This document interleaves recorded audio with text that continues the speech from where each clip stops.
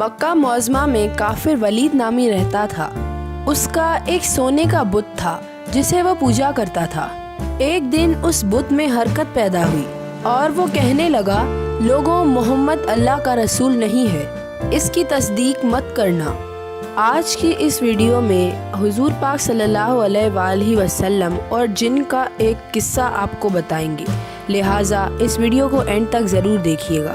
آپ تمام دیکھنے اور سننے والوں کو السلام علیکم۔ معاذ اللہ، ولید بہت خوش ہوا اور باہر نکل کر اپنے دوستوں سے کہنے لگا، مبارک ہو، آج میرا معبود بولا ہے اور صاف صاف اس نے کہا ہے کہ محمد اللہ کا رسول نہیں ہے۔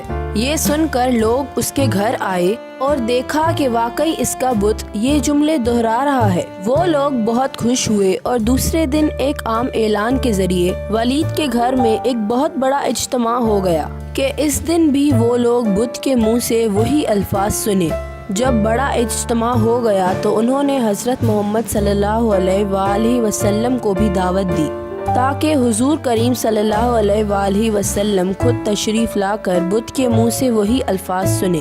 چنانچہ حضور صلی اللہ علیہ وآلہ وسلم بھی تشریف لائے۔ جب نبی کریم تشریف لائے تو بت بول اٹھا، اے مکہ والوں، خوب جانو کہ محمد اللہ کے سچے رسول ہیں، ان کا ہر ارشاد سچا ہے اور ان کا دین حق پر ہے۔ تم اور تمہارے بت جھوٹے ہیں، گمراہ اور گمراہ کرنے والے ہیں۔ اگر تم اس سچے رسول پر ایمان نہ لاؤ گے تو جہنم میں جاؤ گے۔ بس عقل مندی سے کام لو اور سچے رسول صلی اللہ علیہ وآلہ وسلم کی غلامی اختیار کر لو۔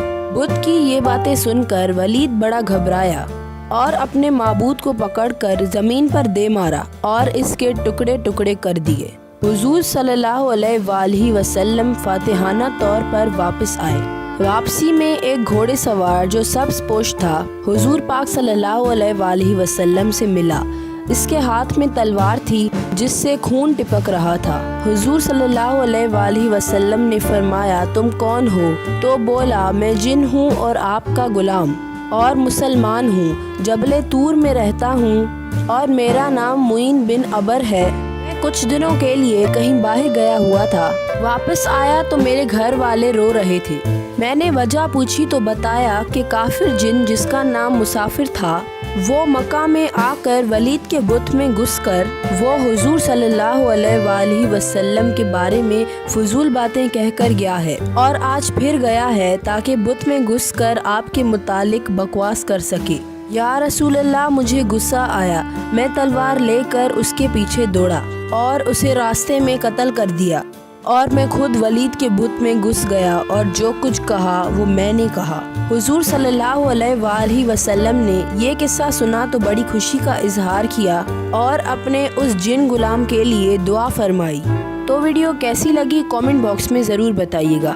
تب تک اپنا اور اپنے پیاروں کا خیال رکھیے گا۔ اللہ حافظ۔